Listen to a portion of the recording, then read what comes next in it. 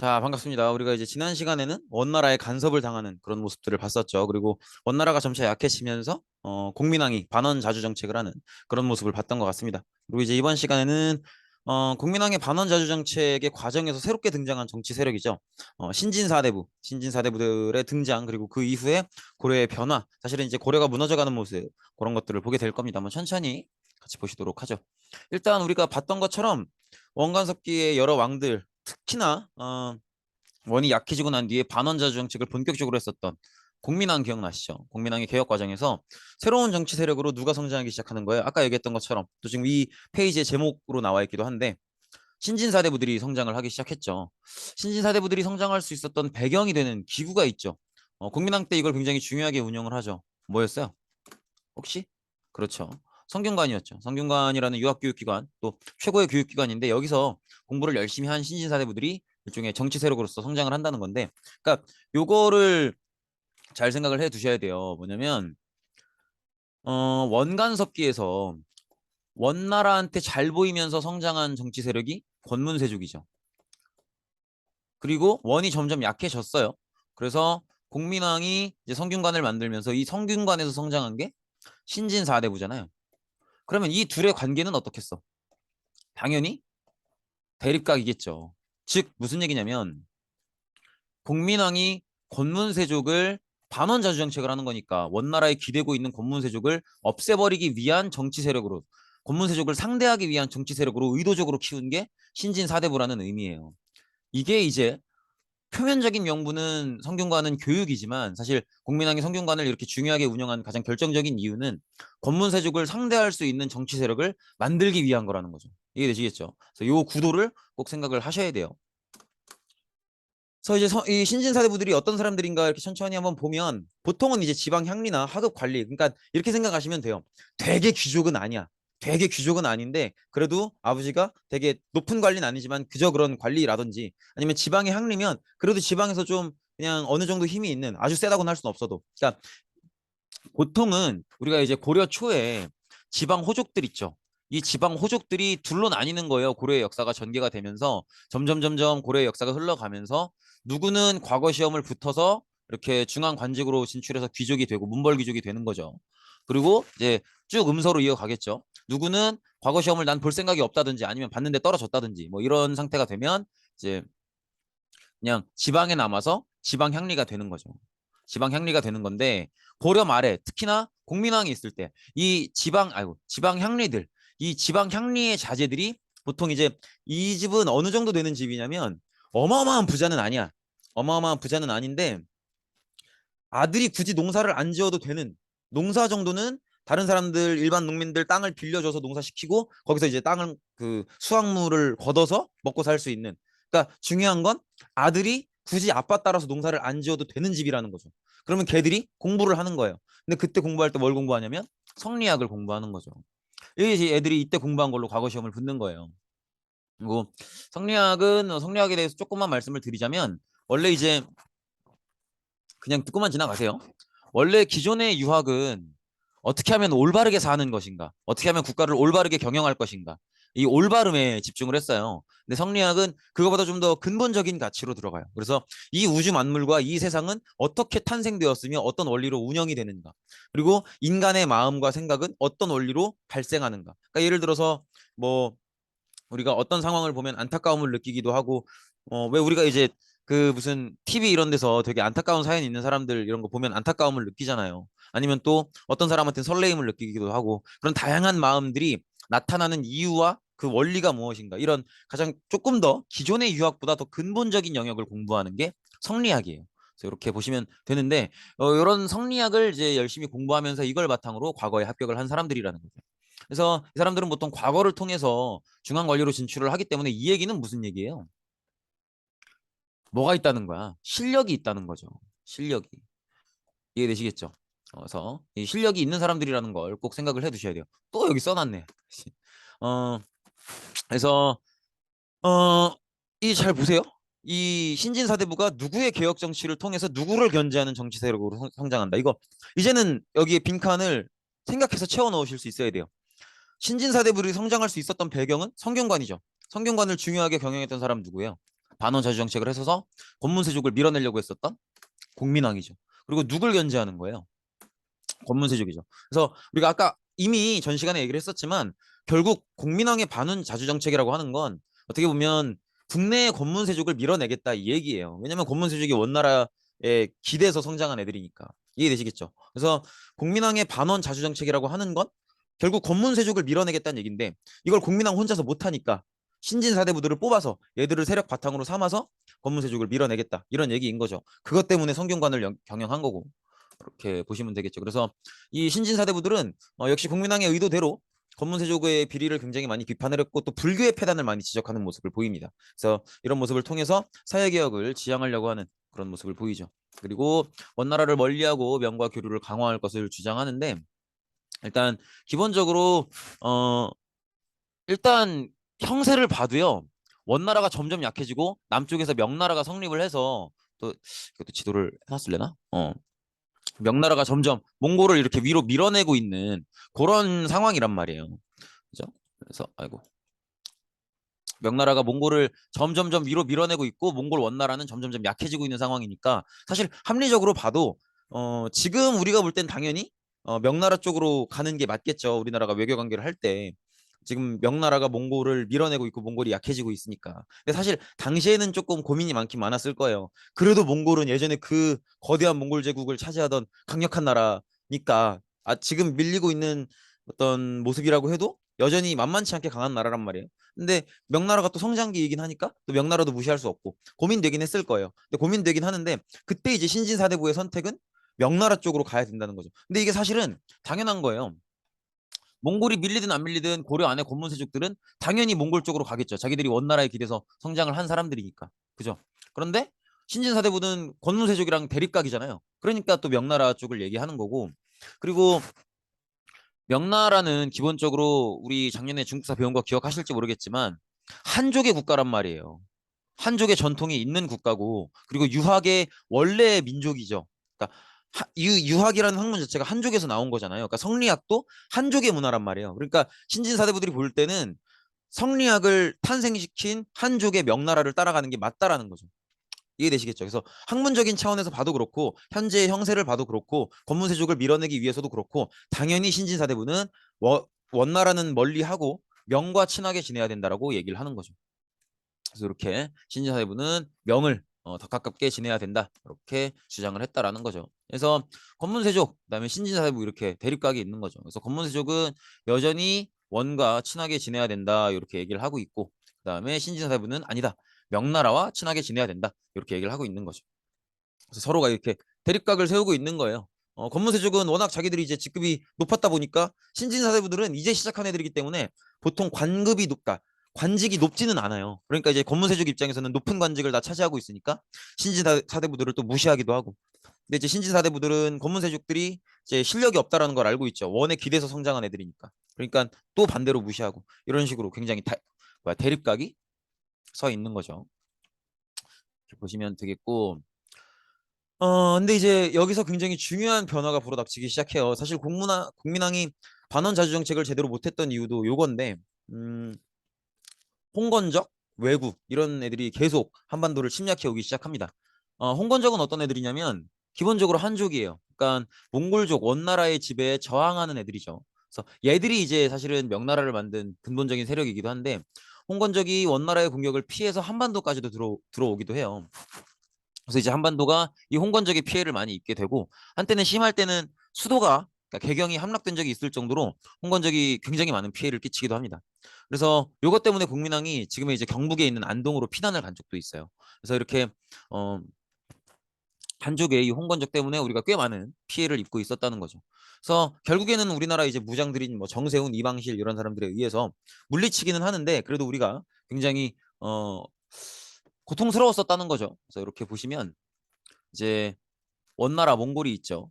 몽골이 있으면 요 남쪽 지방에서 원나라에 저항하는 애들이 홍건적이었어요. 홍건적이었는데 얘들이 어떻게 원나라에 쫓기고 쫓겨서 여기까지 들어와서 여기서 이제 또 깊숙이 들어와서 수도까지 함락하고 그 바람에 국민왕이 쫓겨나가고 막 이렇게 도망을 가고 요렇게까지도 됐었던 거예요. 근데 이제 우리나라가 이제 어쨌든 우리나라의 장군들이 몰아내긴 했는데 이제 홍건적 때문에 굉장히 고생을 했다는 거죠. 그리고 왜구는 뭐 아시다시피 기본적으로 일본 애들이고 기본적으로 범죄 조직이에요. 범죄 조직, 해적이라고 생각하시면 돼요. 근데 왜구도 어쨌든 해적이기 때문에 일본 정부도 왜구를 되게 곤란스러워하고 피곤해해요. 그러니까 일본 정부에서도 통제가 안 되는 그냥 깡패 집단이란 말이야. 근데 얘들이 이제 고려로 많이 이제 쳐들어와서 막 고려의 여러 가지 막 백성들도 괴롭히고 백성들의 쌀도 빼앗고 막 이런 모습들을 보였던 거죠. 그래서 어 아이고 여기가 이제 대마도예요. 너무 반짝반짝했네. 어, 여기가 대마도인데 보통 여기를 기본적인 근거지로 삼고 여기서 출발해서 막 일로 들어오고 막 일로 들어오고 일로 들어오고 이렇게 들어오고 해서 심하면 수도까지도 가요. 이런 식으로. 그래서 온 해안가를 다 괴롭히고 다니는 거예요.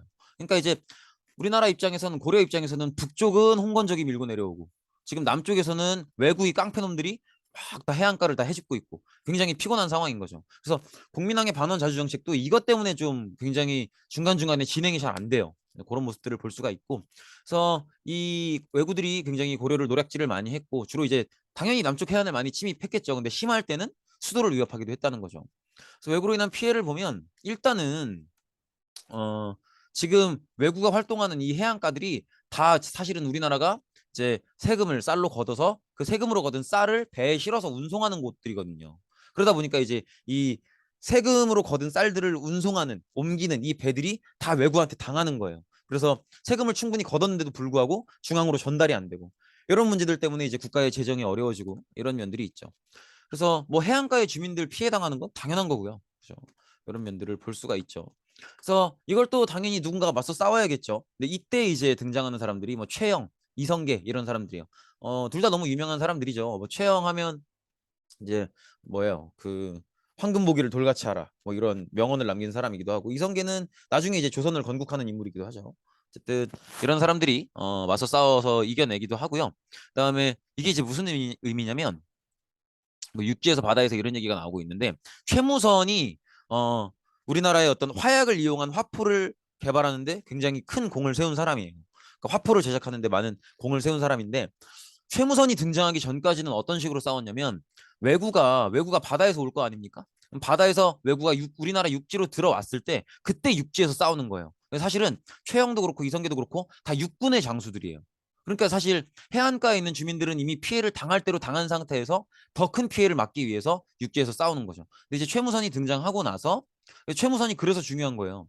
최무선이 등장하고 나서는 이제 화포를 만들었기 때문에 우리나라 배에다가 화포를 실을 수가 있는 거예요. 그러면 왜구들이 육지로 들어오기 전에 바다에서 싸워서 막을 수 있는 거죠. 그러면 우리나라 육지의 해안가에 살고 있는 주민들의 피해를 예방할 수 있죠. 애초에 바다에서 싸워서 없애니까. 이해되시겠죠? 이게 이제 최무선의 의미예요.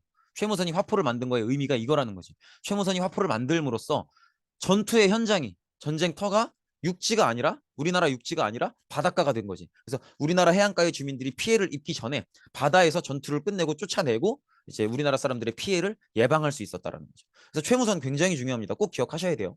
최무선 꼭 기억하셔야 되고 그리고 최영이랑 이성계는 그 뒤로도 정치적으로도 너무 중요하기 때문에 꼭 기억을 하셔야 되고 우리가 앞서서 홍건적을 막았던 뭐 정세훈이나 이방실 이런 사람들은 지나가셔도 괜찮아요. 네. 어쨌든 그렇고 하여튼 제가 이런 얘기 할 때마다 잘 구분을 하셔야 돼요. 제가 지나가라고 하는 게 있고 이거 꼭 중요하니까 기억하라고 하는 게 있잖아요. 문제도 내가 낸다고. 이해되시겠죠? 어쨌든 그리고 저도 이제 제가 제 시험 문제만 내는 게 아니지 않습니까? 저도 지금 계속 나오는 한능검 이런 것들 나올 때마다 다 풀고 있거든요. 그러니까 우리나라에서 우리나라 전체 교육 과정이나 전체 한능검이나 이런 것들이 많은 역사 내용들 중에서 뭐를 중요시 여기고 있는가를 봐가면서 여러분들한테 구분을 해드리고 있는 거예요. 그러니까 꼭 중요한 거, 중요하지 않은 거 구분을 해서 받아들이시기 바랍니다. 그리고 박위라는 인물이 이제 더 적극적으로 나가는 거죠. 언제까지 외국한테 계속 이렇게 오면 괴롭힘 당하고 오면 괴롭힘 당하고 이럴 수가 없잖아요. 발본색원 한다고 하죠. 이 근본을 없애버려야 될 거 아니에요. 그래서 외구의 근본은 대마도거든. 그래서 대마도를 가서 이제 쓸어버리는 거죠. 그래서 이런 모습도 보여주고. 그래서 이런 식으로 보면 국민왕 시기에 우리나라가 얼마나 피곤했는지가 이 지도에 그대로 드러나죠. 지금 이 보라색이라고 해야 되나? 요 색깔은 홍건적이고요. 그다음에 빨간색은 왜구인데 아주 안에서는 홍건적이 육지에서는 홍건적이 날리고 바닷가에서는 왜구가 날리고 아주 사람 피곤하게 만드는. 그래서 지금 온 나라에 지금 화살표가 안 그어져 있는 데가 없죠. 그만큼 이제 굉장히 힘든 시기였다는 거죠. 그래서 이렇게 뭐 많은 장군들이 또 이렇게 활약을 하기도 하고 이성계는 홍건적도 막은 적이 있고 뭐 그렇네요. 어쨌든 이렇게 보시면 되겠고요. 특히나 이성계의 황산대첩은 사실 굉장히 유명하기도 해요. 최양의 홍산대첩도 좀 유명하고, 그다음에 역시 최무선의 진포대첩. 보세요, 이런 것들이 중요한 거예요. 그러니까 뭐 여기 있는 대첩 이름들을 다 외워달라는 게 아니라, 봐봐요. 기본적으로 산이잖아, 산. 그죠? 그러면 육지에서 싸웠다는 거라고. 그러면 이 육지로 올라오기까지, 왜구들이 이 육지로 올라오기까지, 황산이라는 산으로 올라오기까지 그 사이에 있는 주민들은 다 이미 당한 거예요. 근데 최무선은 진포죠. 그럼 바닷가라고. 그러니까 바다에서 싸운 거지 이미. 그러니까 여기 해안가에 있는 주민들은 별 피해를 당할 일이 없죠. 이런 게 차이고, 이런 게 최무선의 의미라는 거예요. 화약의 의미고. 이해되시겠죠? 이 정도 보시면 되겠고. 어쨌든 지금 특히나 홍건적보다도 왜구의 피해가 더 컸어요. 그래서 일반 백성들 입장에서 보면은 왜구가 진짜 악마 같을 거 아니에요. 왜구 떴다 그러면 막 다 도망가고 막 난리도 아니란 말이야. 어떤 얘기도 있었냐면, 왜구가 한번 뜨면 해안가가 하얗다 그랬어요. 그 왜 하얀 거냐면, 왜구들이 쳐들어와서 우리나라 민가에서 보관하고 있는, 각 집마다 이제 쌀을 보관하는 창고가 있을 거 아니에요. 그 창고를 다 털어가지고 쌀을 다 털어가는 거예요. 그러니까 얘들이 이게 빼서 가다가 흘린 쌀들만으로도 해안가가 하얗게 보일 정도로 피해가 컸다는 거죠. 그러니까 진짜 얼마나 악마처럼 보였겠어요. 근데 이제 이 왜구들, 이 악마처럼 보이는 왜구들을 최영, 이성계가 다 물리쳐줬잖아요. 그럼 뭐야? 일반 백성들한테 최영 이성계가 뭐처럼 완전 슈퍼히어로지. 완전 막 아이언맨, 막 캡틴 아메리카처럼 느껴지는 거예요. 그러면 아이언맨, 캡틴 아메리카 어때요? 인기 엄청 많잖아. 그죠? 최영과 이성계가 인기가 많아진다는 거예요. 인기가 많아진다는 건 결국 정치적으로도 영향력이 커진다는 거죠. 결국 인기는 곧 정치예요. 그러니까 최영, 이성계 이런 인물들이 왜구를 물리쳐 줌으로써 백성들한테 영웅으로 느껴질 수 있었고, 백성들이 이 사람들을 영웅처럼 생각하면서 인기가 많아지고 정치적으로도 힘이 커지는 거죠. 그래서 이런 어떤 인기를 바탕으로 신흥무인 세력으로 성장을 하게 되는 거죠. 그래서 이 신흥무인 세력들이 신진사대부랑 힘을 합쳐서 이제 고려사회 개혁에 앞장서게 되는데, 이것도 왜 그런 거냐면, 신흥무인 세력 입장에서는요, 어쨌든 나가서 싸우려면 혼자 싸우는 게 아니잖아요. 병사들을 데리고 와야 될 거 아니야. 그럼 병사를 선발을 해야 되는데, 병사를 선발하기 위해선 각 민가마다 돌아다녀 봐야 돼요. 병사를 뽑기 위해서.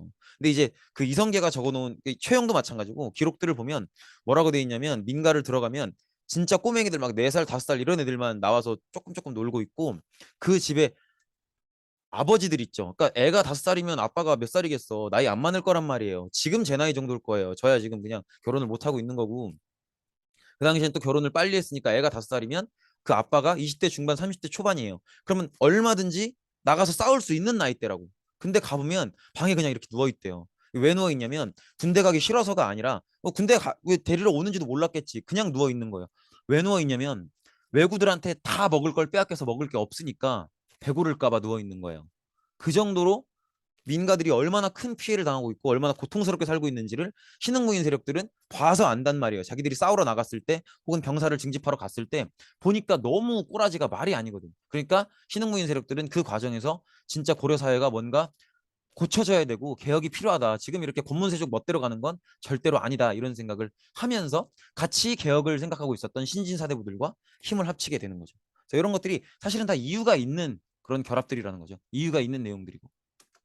그래서 이런 식으로 보시면 되겠죠. 그래서 원래도 우리가 앞서서 봤던 것처럼 권문세족과 신진사대부가 이제 경쟁 구도였잖아요. 근데 신진사대부한테 새로운 세력이 더 붙는 거죠. 신흥무인 세력이라고 하는. 너무 잘생기게 그렸다. 그죠? 어떻게 저렇게 되게 잘생기게 그렸네. 어쨌든 이렇게 신흥무인 세력들이 신진사대부와 함께 권문세족을 상대로 경쟁을 하기 시작했다. 이렇게 보시면 되겠죠. 결국 이제 국제적인 상황을 보면 명의 원나라를 몰아냈고요. 이런 식으로 완전히 이제 몰아내게 된 거죠. 그래서 여기를 천리장성이래. 만리장성이라고 생각하시면 되겠고, 만리장성 이부로 완전히 밀어낸 거죠. 이렇게 보시면 되겠고, 그리고 명나라가 이제 몽골을 완전히 밀어내고 나서 고려에다 대고 무슨 얘기를 하냐면, 명나라가 그래도 마지막까지는 쌍성총관부는 자기들이 직접 지배하고 있었잖아요. 그러니까 명나라가 우리가 몽골을 밀어냈으니까 몽골이 직접 지배하고 있었던 쌍성총관부도 돌려달라 이거예요. 근데 고려의 입장은 그게 아니지. 왜냐면 고려는 기억하시겠지만 공민왕 때 고려의 군대를 이끌고 원나라랑 싸워서 쌍성총관부를 되찾았었거든. 그러니까 고려 입장에서는 쌍성총관부가 있는 지역은 우리 거예요. 근데 명나라가 거기 원래 몽골 애들이 다스리던 땅 아니냐. 근데 우리가 몽골을 밀어냈으니 거기도 우리가 지배하겠다. 이런 식으로 요구를 해오니까 황당하죠. 그래서 명이 이런 걸 고려에 통보해 왔을 때 근데 사실 우리나라 입장에서는 신진사대부들은 또 명나라랑 친하게 지내야 된다고도 하고 또 명나라가 어쨌든 강력한 세력이고 그러니까 상대하기 부담이 있었겠죠. 그래서 국내에서 이런저런 논쟁들이 있어요. 이 지역이 이제 쌍성총관부 지역이죠. 쌍성총관부가 있던 천령위라는 지역인데 여기 이 지역이죠. 이 지역인데 이때 이제 우왕과 최영이 또 최영 장군이고 또 남자 아닙니까? 그래서 최영이 뭐라고 하냐면 어디 천령이를 왜 내주냐? 그러니까 그 쌍성총가부 있는 지역을 명나라가 지금 달라고 하는데 줄 이유가 없다. 그러니까 명나라가 이 얘기를 또 하면 우리가 오히려 역으로 공격해 가면 된다. 그리고 오히려 우리가 지금 명나라가 차지하고 있는 요동을 우리가 정벌해서 우리가 차지하자. 이런 얘기를 해요, 최영이. 그리고 우왕도 너무 좋다고 막 이렇게 얘기를 하는 거죠. 사실은 최영이 우왕이 왕이긴 하지만 최영이 우왕보다 나이가 훨씬 더 많고 또 이제 최영이 왜구들을 그렇게 토벌하면서 정치적으로 워낙 성장해 있었기 때문에 우왕이 최영의 의견에 반대하기는 어려웠을 거예요. 그리고 아마도 우왕은 진심으로도 최영과 동의를 했었던 걸로 보여요. 그래서 우왕과 최영이 이렇게 명나라의 이런 요구에 반발해서 오히려 요동을 정벌하자 이런 얘기를 하죠. 그래서 여기가 요동이죠, 요동. 이게 요하강이고 요하강의 동쪽인 요동인데 여기를 정벌하자는 거죠. 사실 요동 땅은요. 예전부터도 고려인들이 많이 살고 있던 땅이기는 해요. 근데 어쨌든 이 지역을 정벌하자 이런 주장을 하고 그리고 여기에 반대하는 사람이 누구냐면 여기서 이제 갈라지기 시작하는 건데 이성계가 여기에 반대해요. 이게 이제 이성계가 얘기한 사불가론이죠. 일단 기본적으로 고려가 명나라보다는 국가 규모가 작기 때문에 어, 명나라를 전쟁으로 상대하기가 부담스럽다라는 얘기예요. 이게 어떤 얘기냐면 이거는 일종의 체급에 관한 얘기예요. 체급. 왜 우리 그 권투나 UFC 이런 거 봐도 막 헤비급이 되게 막 가벼운 그 체급들이랑 싸우지는 않잖아요. 체급 차이가 있으니까. 지금 이성계는 그 얘기를 하는 거예요. 고려가 뭐 용기는 좋은 거지만 그래도 명나라랑 단독 맞짱 뜨기에는 체급이 너무 작다는 거죠. 근데 맞는 얘기잖아요. 그렇고 여름에 군사를 동원하는 건 부당하다. 이 얘기는 무슨 얘기냐면 여름이면은 그 군사라고 하는 그 병사들이 사실은 전쟁이 터졌을 때나 병사지 평소에는 농민들이거든요. 그럼 우리가 전쟁을 일으켜버리면 이 농민이어야 되는 사람들이 다 병사로 끌려가는 건데 여름이면 한참 농사일을 할 때란 말이에요. 그러면 한참 농사일을 해야 될 때 데리고 가면 얘들 다 농사 망칠 수밖에 없고 그럼 그 가족들은 다 굶어 죽거나 손가락 빨아야 돼요. 그러니까 이래서는 안 된다는 거죠. 그리고 또 세 번째 이유는 이렇게 요동을 정벌하겠답시고 고려의 군대를 다 북쪽으로 몰아버리면 왜구가 침략했을 때 감당이 안 된다는 거죠. 그리고 왜구들도 이걸 알고 있을 거고 우리가 간다는 걸. 그리고 또 여름철이기 때문에 이 활의 악요라는 건 뭐냐면 어 활이 이렇게 있으면 나뭇가지가 있고 요 이제 화살침을 여기다가 이제 결합을 시킬 거 아니에요. 이 접착제가 악유예요. 근데 이 여름이 되면 습도가 높고 온도가 높으니까 이 악유가 녹아버릴 수가 있다고. 그러면 활이 활로서의 의미가 없겠죠. 생각을 해봐. 활이 날아가는데 화살 촉이 중간에 떨어진다고 생각해봐요. 그러면 그거 맞으면 죽겠어요? 안 죽지. 그 끝에 뾰족한 화살촉이 있으니까 그거에 맞아 죽는 건데. 그죠? 그래서 그 얘기를 하는 거고 또 여름이면 기본적으로 좀 땀이 계속 나고 이러니까 청결을 유지하기 어렵죠. 그러니까 이제 전염병에 걸릴 우려도 크고 이런 얘기들을 하는 거죠. 근데 이제 이성계보다는 최영이 나이도 많고 직급상 위에요. 근데 또 둘 다 군인이잖아. 그러면 군인의 기본적인 군 조직의 운영 원리는 뭐예요?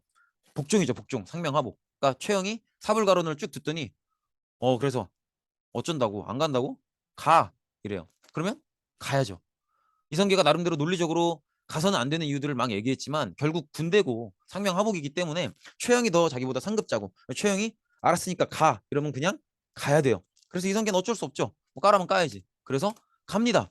가는데 가는 동안 이제 요동 정벌 책임 장군이 이성계가 된 거예요. 근데 가는 동안 이제 걸어갈 거 아니에요? 걸어가면서 군대 자기들이 그러니까 자기가 데리고 있는 병사의 상태를 봤겠죠. 자기가 이제 군대를 이끌고 가면서 병사들의 상태를 보니까 너무 아닌 거예요.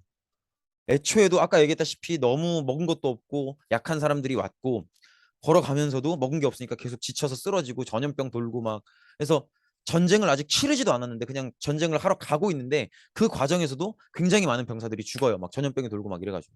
그래서 이성계가 이제 위화도라는 지역에 도착을 해요. 압록강에 있는 섬인데 여기서 이제 여기서 한 걸음 더 가면 이제 요동이에요. 가서 전쟁 치르면 돼. 근데 거기서 보면서 자기들 병사들을 보면서 이렇게 진영을 돌면서 이건 아니다라고 생각을 해요. 그리고 결국에는 얘들 이거 데리고 가봐야 개죽음이고 이 전투 절대 못 이긴다. 다 쓰러져가는 환자들인데 얘들을 병사라고 데리고 왔는데 이걸 어떻게 이겨요? 그래서 결국에는 회군을 결정하죠. 그러니까 여기서 말하는 회군은 결국 뭐예요? 반역이에요, 반역. 가서 싸워서 요동을 정벌하라고 보내놨는데 요동 코앞에서 요동 코앞이 위화도거든. 여기서 돌아온 거 아니에요. 그러니까 이건 반역이지, 반역. 그래서 이제 이성계는 반역군이 된 거예요. 그리고 개경으로 돌아와서 이 이성계를 막아서는 게 당연히 최영이겠죠. 근데 이 싸움에서 이성계가 이겨요. 이성계가 이기면서 최영을 제거하게 되는 거죠. 여기가 위화도예요. 지금 여기 압록강이 흐르고 있고 여기가 위화도인데 요 코앞 여기가 요동이니까 코앞까지 갔다가 진짜 아니라고 생각해서 그냥 온 거예요. 이해되시겠죠?